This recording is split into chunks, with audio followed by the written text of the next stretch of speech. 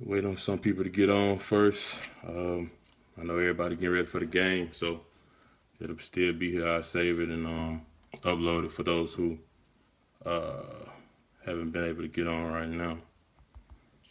Let me see.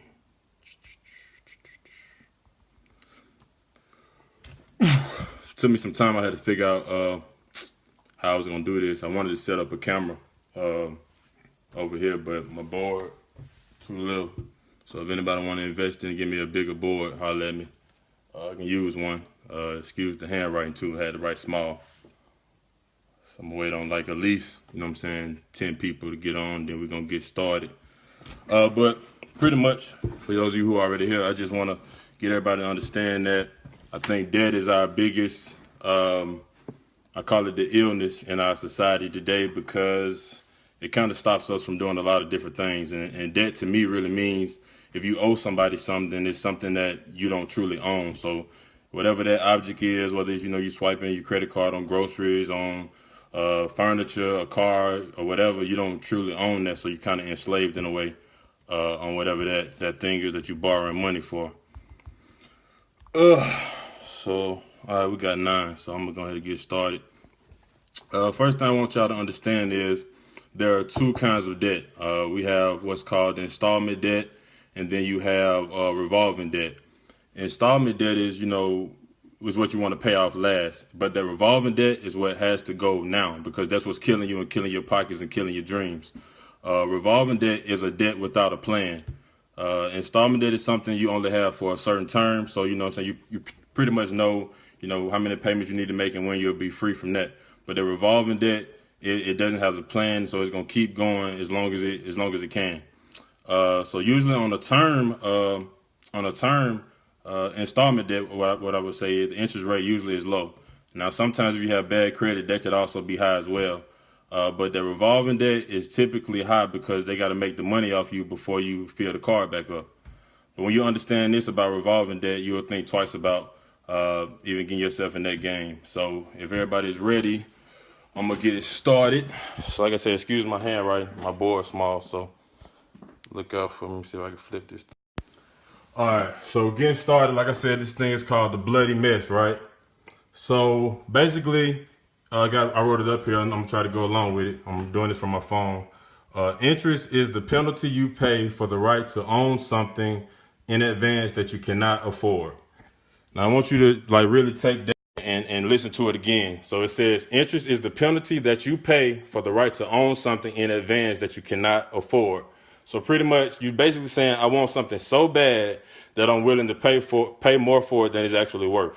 So when you pay for something with a high interest rate, you're pretty much paying for it twice.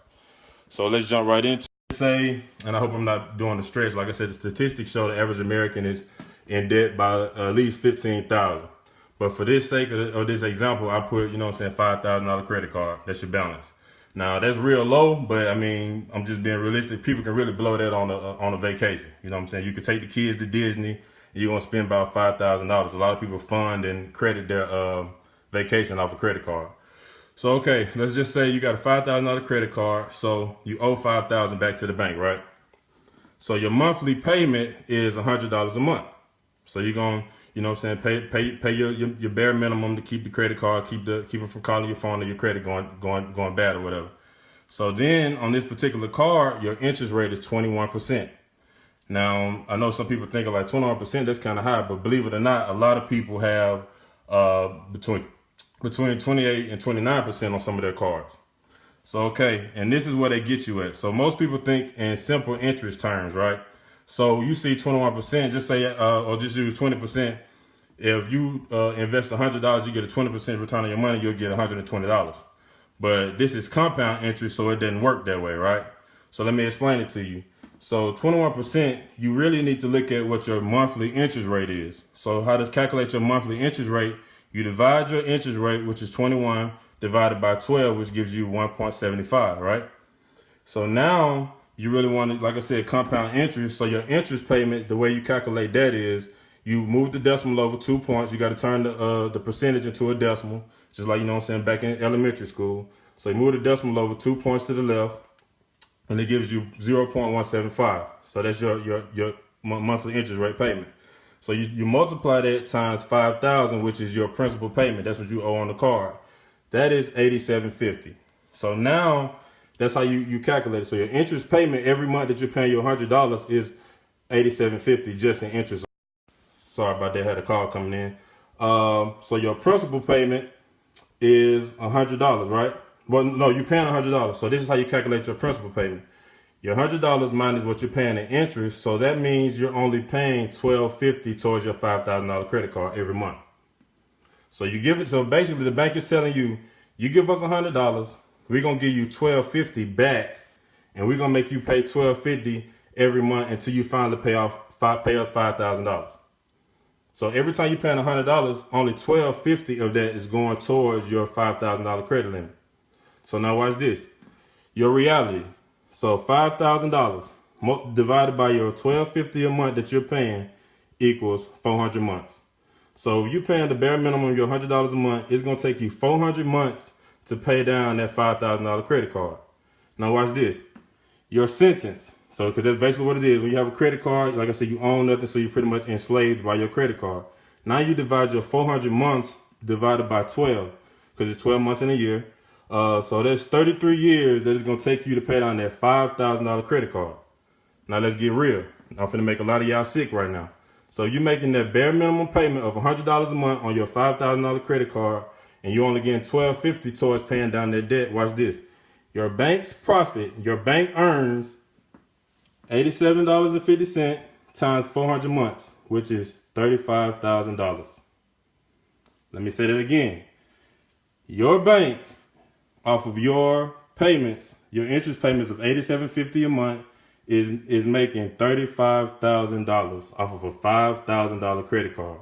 Now, this is where it get real. A lot of people have more than one credit card. So if you have more than one credit card, they kind of just trying to balance it out, and they go on to paying the bare minimum on all them cards. So now you can imagine how much these banks are making off your money. Now this is the sad part. The same profit that the bank is making could have been your profit.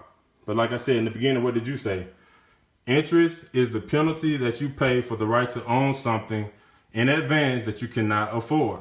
That's the So my advice to you is you have to pay down your credit card with the highest interest rate. Because if you pay down that credit card, then you have more, you get out of that jail sentence faster, right? Most people try to pay down the credit card with the most money available on it. That's the wrong thing to do, because you'll be paying forever, because you'll never pay down this 21% interest rate card. So you pay down your card with the highest interest rate first. So you double down on that card, double down, triple down. Once you finally get rid of that card, then you move on to the next card and you start snowballing and get rid of all your credit card debt. Because this is really what I call lost opportunity cost. Because all this money and interest that you're paying on your credit card could be back in your own pocket for yourself and your loved ones and your family. So I hope that kind of helped anybody. If anybody have any questions, man, shoot them to me. And I'll be glad to help you out. So everybody be blessed. Enjoy the games, man. I'll catch y'all later.